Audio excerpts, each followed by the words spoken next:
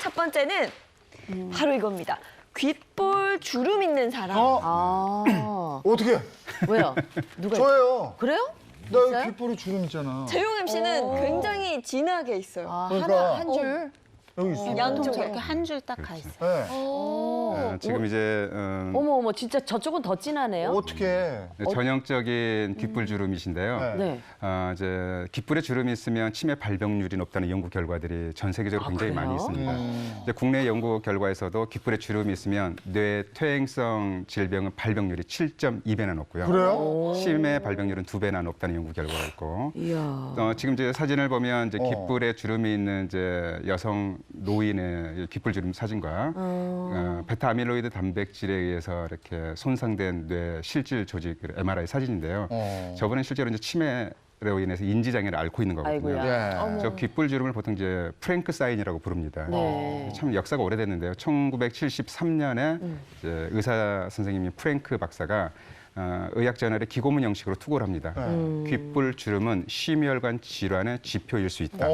근데 실제로 이제 이와 관련된 연구들이 있었는데 귓불에 주름이 있으면 중풍의 발병률이 80% 정도 높습니다.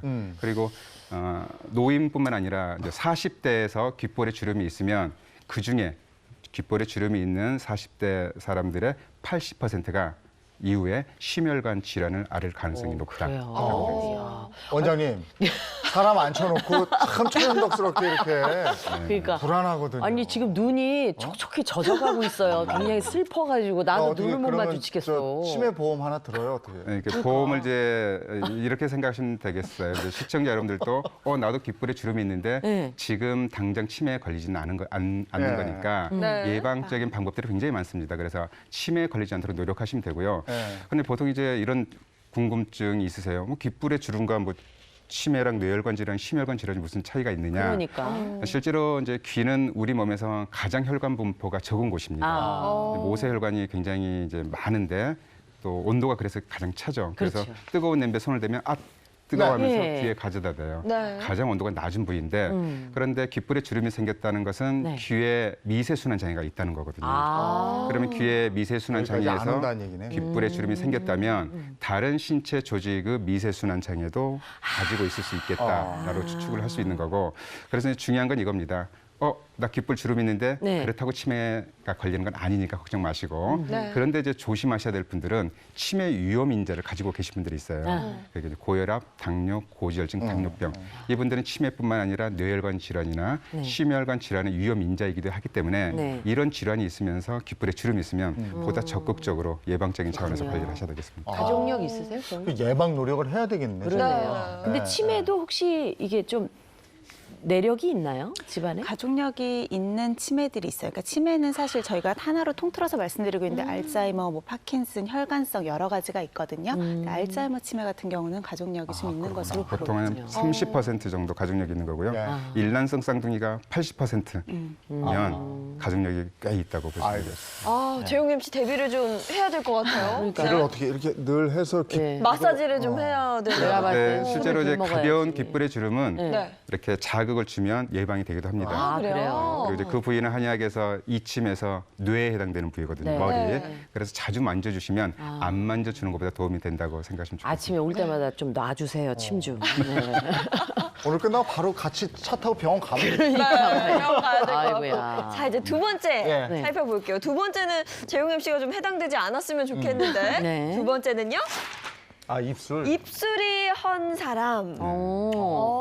이런 사람이 특히 치매 위험하다고 해요. 그래요? 이제 폭넓게 보면 이제 감염인데요. 이제 30여 년 전부터 감염이 치매 발병률을 높인다라는 연구들이 굉장히 많이 이렇게 있었습니다. 근데 감염이라고 하면 바이러스, 세균, 곰팡이, 또 만성 치주염. 네. 에 이렇게 노출이 된 분들도 치매 발병률이 높다고 되어 있는데요. 방금 입술이 헐었다는 거는 보통 우리말로 단순포진이라고 하고 원인 바이러스는 헤르페스 바이러스죠. 네. 헤르페스 바이러스가 치매 발병률을 높인다는 게 스웨덴의 연구 결과 만성적으로 입술이 허는 사람들, 네. 단순포진에 감염된 사람들이 치매 발병률이 2배가 높다라는 연구 결과가 있습니다. 예. 그런데 통계를 보니까 네. 고령자일수록 네. 여성일수록 반복적인 감염일수록 가능성이 높다고 돼 있으니까 여기에 해당되는 이제 경우라면 더욱 주의하셔야 되겠습니다. 근데 뭐 우리가 보통 바이러스 그러면 항생제 먹으면 괜찮지 않을까? 그렇죠. 약 바르면 괜찮지 않을까? 이렇게 생각하는데 어떨까요? 네. 이제 모두 이제 바이러스들 이렇게 파악하기도 불가능하고 네. 돌연변이도 굉장히 많고 그래서 바이러스 질환에 대해서 특정 약물로 인해서 평생 면역을 획득하기는 불가능합니다. 네. 100% 예방도 불가능. 예방 접종도 있지만 네. 100% 예방이 불가능합니다. 네. 이제 문제는 이제 증상이 없는 경우도 있어요. 네. 건강한 노인들의 경우더라도 뇌 신경세포에 헤르페스 바이러스가 잠복되어 있는 경우가 있거든요. 그러면 언제 문제가 되느냐? 만성적인 스트레스, 그다음에 면역이 떨어져 있을 때, 예. 또 말초 감염이 있을 때 재활성화됩니다. 확 나타나는. 그래서 반복적으로 손상을 가하게 되면 이 경우에 또 치매 발병이 높아지기 때문에 네. 가능한 한 이런 증상들이 나타나지 않도록 네. 평소에 면역 관리를 철저히 하시는 게 중요합니다. 알겠습니다. 네. 네. 입술이 헌 사람, 귓볼에 주름이 있는 사람, 네. 네, 치매 조심해야 될 것 같고요. 마지막으로 치매에 빨간불이 켜진 사람 누군지 살펴보도록 하겠습니다.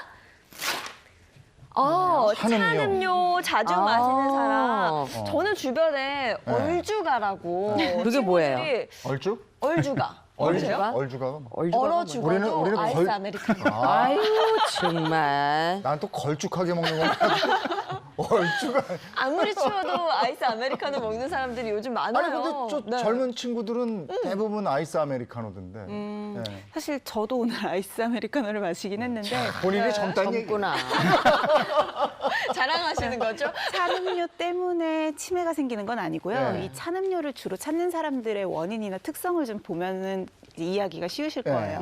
보통 찬음료 찾는 사람들은 평소에 스트레스를 많이 받는 분들이 많거든요. 그래요? 그러니까 스트레스를 풀어내기 위해서 차가운 거 벌컥벌컥 마시거나 이제 얼음 같은 거 이렇게 씹는 예. 활동을 많이 하시는 건데 스트레스풀한 상황에서는 우리 몸에서 교감신경이 활성화돼 있게 돼요. 그러니까 교감신경이라는 건 스트레스를 받거나 우리 몸이 공격을 받았을 때 주로 거기에 대응하기 위한 부분들이기 때문에 아무래도 이 교감신경이 계속 항진되어 있는 사람들은 심장 박동수도 빨라지게 되고요. 심장에도 과부하가 걸리고 근육은 쉽게 공격하기 위해서 근육이 좀 더 이렇게 강직되고 수축돼 있죠. 그렇군요. 긴장하는 상태로 돼 있다 보니까 아무래도 고혈압이나 당뇨, 고지혈증 같은 만성 대사성 질환에 걸릴 확률이 더 높고요. 이런 질환에 걸릴 확률이 높다 보니까 혈관 질환에 걸릴 확률도 높아지고 치매 역시도 그 위험도가 증가하게 됩니다.